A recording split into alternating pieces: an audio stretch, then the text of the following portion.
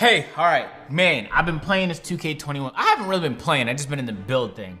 Does that technically count as playing? Besides the point, demo dropped a couple days ago, man, and at first I was real disappointed because I was like, man, this is depressing. All same graphics, all same build material here, and they added like 4 pie charts and maybe tweaked some badges.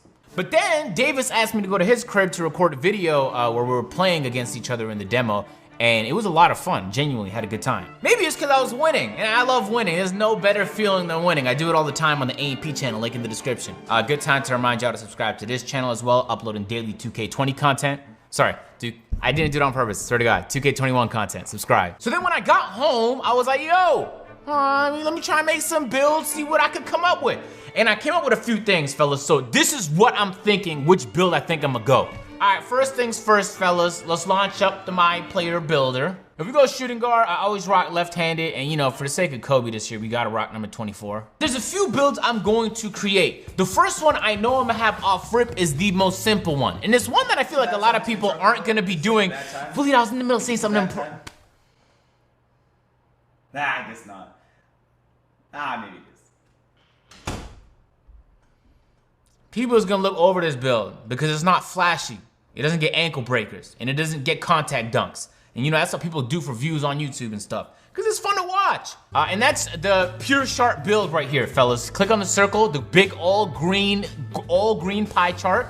And there's really nothing flashy about this pie chart. I always choose the physical profile at the top because it's the fastest one. Let's go on ahead, max out, drop. Holy, all right, like, as soon as it gets to 30, you don't have to max out your post fade unless you really want to. I'm gonna max out everything at playmaking, again, because for whatever reason, this pure sharp build gets a decent amount of playmaking badges. And then as soon as you get to 14, you can cut that off. I always like maxing my driving dunk, always like maxing my driving layup. And for some reason, people don't do it, but I max my close shot. Y'all need to start maxing your close shot. For whatever reason, this pure sharp build gets a decent perimeter defense and lateral quickness. That doesn't make any sense to me, but I'll take it. And a really decent steal rating, a 79. And now you have 39 to play with, and this 39 is kinda, you can put it wherever you'd like to. No point of putting it on standing dunk, because you're not gonna be able to do that anyway. I'm never gonna post hook with this sharp, hopefully, so I'm not gonna need that. So I'm looking at defense, really. I don't like to max out my interior defense because if you reduce the weight of your player, which you're likely to do on a sharpshooter build, it'll murk the interior defense stat regardless. So I might put a few on interior defense, but I never max it out. I put some on block right there, and then I'll just give the rest there to defensive rebound. This build don't get a lot. Hey Google, what's 30 plus 14 plus 3? The answer is 47. So this build gets a total of 47 badges, which is not flashy at all. I usually go with either the built or defined body type. I'm gonna go with built here. And if you make your build 6'5", in fact, let's go up a little bit, go 6'6". You can have a 94 3-point shot. You're usually gonna wanna reduce the weight on a sharpshooter build. You're usually gonna wanna reduce the wingspan on a sharpshooter build. But on this one, there's no real benefit to going minimum. So I'm gonna just get the +1 at 81.6, move forward. And it's so simple. You don't really have to make much compromises because it's a real narrow build. You're gonna shoot out the gym with this build. You click complete, and I'm pretty sure it's gonna give me sharpshooter as the build. It does, okay, all right, so you can be like Klay Thompson. Now, I'm gonna have that build regardless, but y'all don't need to sit here and watch this video tell you guys that because I'm aging. I'm gonna have a sharpshooter build without a shadow of a doubt. So I was like, what other builds am I gonna create? And I swear to God, I've been sitting here for 6-7 hours straight trying to figure out which has the best combination of both attributes and badges. But with the mistake I made last year was I kind of just based it purely off paper. This build had the most badges and the attributes were the most all around. Let's go with this one. That's a mistake, man. In practice, when you actually hop in the game, it's not always gonna play out the way it does on paper. I learned that the hard way. So let's go to the My Player. Oh, by the way, if you close app before, like at that screen I just closed app on, it won't count it. So that's what I've been doing so recently, just in case you ain't know that. Now you know that. Now you know that. Oh, also, so after I dropped my video yesterday, out of nowhere, Mike Wang hit me up, said, I watched your video. Oh, man, Mike, what's going on right now? Okay, he hit me up like once a year. But in the video, I was explaining that we didn't hear a lot of details about like what the caps are when you get contact dunks, when you get momentum. Like we don't know any of the stuff that we knew last year at this time. Mike Wang let me know that you get a +4 boost once you hit 99 overall. I believe last year was +5, so there's a difference there. And you get momentum at 86 as you did last year, and contact dunks is the same as you get last year as well. So there's that bit of information. All right, make a shooting guard. Actually, don't make a shooting. This is what you shouldn't be doing. And on this build right here, half finishing, half shooting. This pie chart right here I'm looking at. Click on this one, man. I always choose the top physical profile because I like to keep my guys quick. Off rip, the easy part, like you always want to just get the things that you know you're gonna do regardless, and then you can kind of trickle in the remaining additional points on the other bull that you might care about. So you want to reduce it, do as much as you need to do to get to 27 shooting badges. Then you want to, for whatever reason, I feel like every build this year has access to at least 10 playmaking badges. It makes no sense, but I'll take it because there's no playmaking in this archetype whatsoever. But to get 16 playmaking badges at the situation, sounds kind of crazy. You want to max out your perimeter defense, you want to max out your lateral quickness, and then you want to go up to finishing because this is a half finishing build. It should have plenty of finishing badges. Max out your close shot. Same goes with your driving layup, your driving dunk. And now it begins to fly up. Your standing dunk, and you even want to put up your post hook to kind of get as many badges as you can here. Actually, I might have to reduce some. Okay, cool. Yeah, so I just took some off of perimeter defense, lateral quickness. So this build is not the greatest defensively, although it does have decent perimeter defense and lateral quickness. It only has one defensive / rebounding badge. But look at the rest of this. 84 3-point shot, an 84 driving layup. It doesn't have contact dunks, but you're gonna have success driving to the rim. And look at the amount of, hold on, how many badges it got, Google? Hey, Google, what's 20 plus 27 plus 16 plus 1? The answer is 64.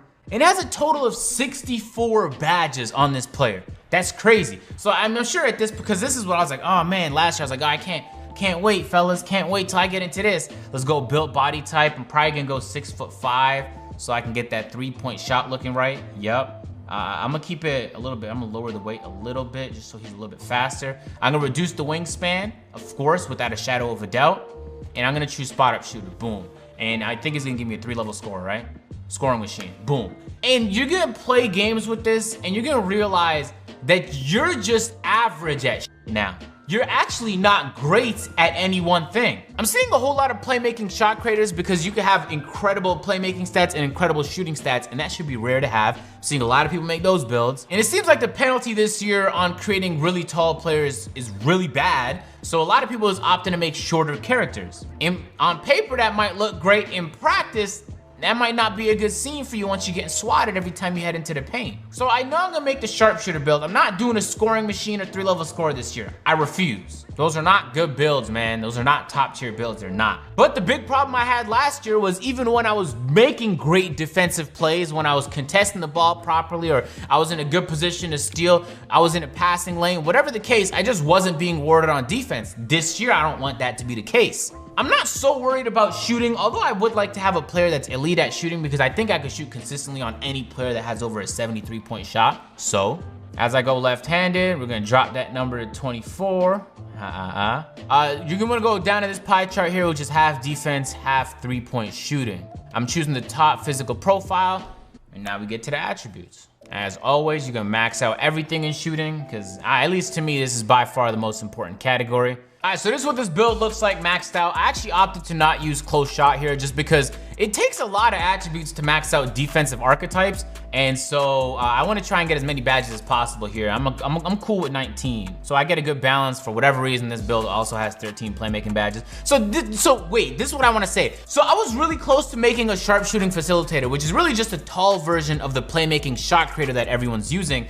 But you only get like 20 playmaking badges with that. With all of these builds that have no playmaking in them, you're still getting 13 to 15 playmaking badges regardless without having to waste one of your splits on the pie as playmaking. So I don't think unless you're a playmaker that you should even include any kind of playmaking in your build unless you're trying to make videos or whatever and you want like a playmaking stretch big or something fun. Unless you want something fun. That's not really practical, man. You're not gonna end up using that in any real game.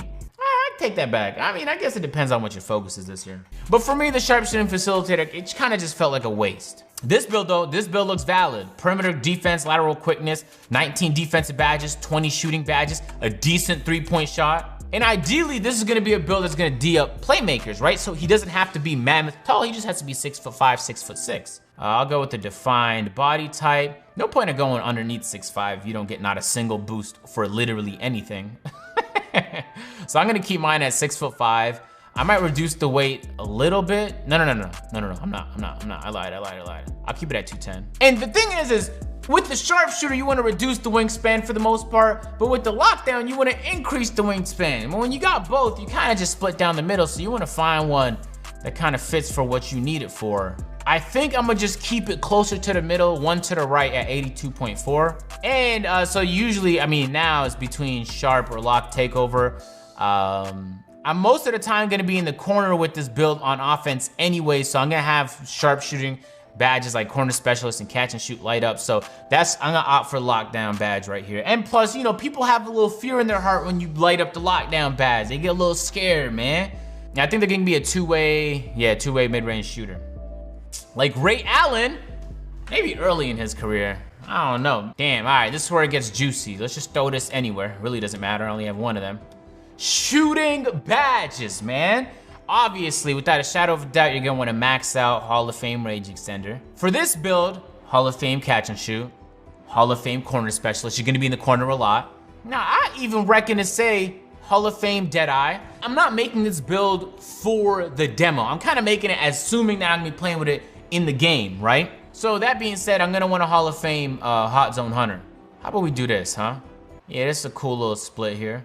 Yeah, because I don't have any hot zones right now in the demo, obviously, but in the game, you will have some. But so many of these badges have been tweaked. We don't really know with this badge department. We're gonna have to do a whole gang of tests and see which ones are effective this year and which ones aren't. Because although everything does look the same, you might believe that everything is the same. I feel like they've put a pretty decent emphasis on just rearranging the balance between all the badges in the game.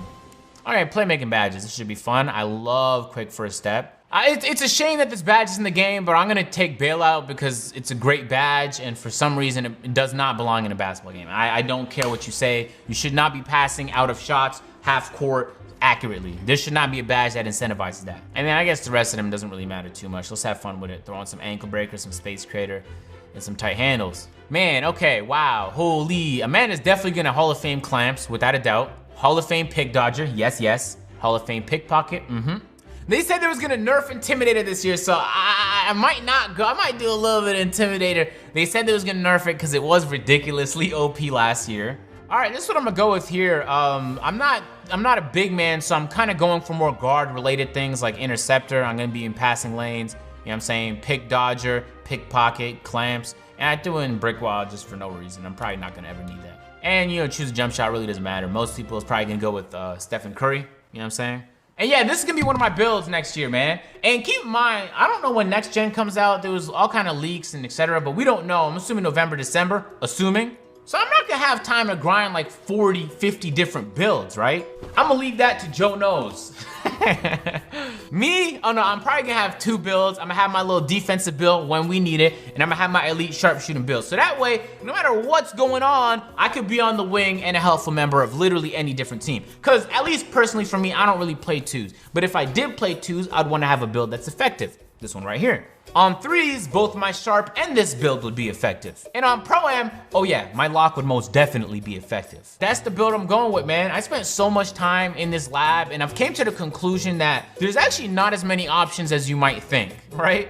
After you do it for enough hours, you're like, oh man, so I'm kind of coming to the same conclusion every single time. You might be able to slightly tune it from going from shooting guard to small forward to get 1 or 2 additional extra badges, but that's really about it. Don't fall for the bamboozle, fellas. Don't get trapped in the I want to get as many badges as possible. How much badges this got? Hey Google, what's 19 plus 21 plus 13? The answer is 53. This build right here has 53 badges, and I can guarantee you, when I hop in the game, it would destroy any 3-level scorer, just in terms of productivity on the court. And that build had 64. The scoring machine has 64 badges. Anyway, playing the AI is a brutal use of my time, and I refuse to do it. I will play some Play Now maybe with some people on the demo, but that's about it. You cannot pay me to play AI. And I hope there's real methods this year to grind the badges online, and my career isn't the fastest way again. Because for people like me that prefer playing with other people, not against artificial intelligence, you know, I would like that alternative. Without trying to feel like I'm being penalized for playing online, like I just grind at a slower pace. Anyway, yeah, so I'm just gonna continue experimenting, but I'm most definitely gonna have some kind of defensive build.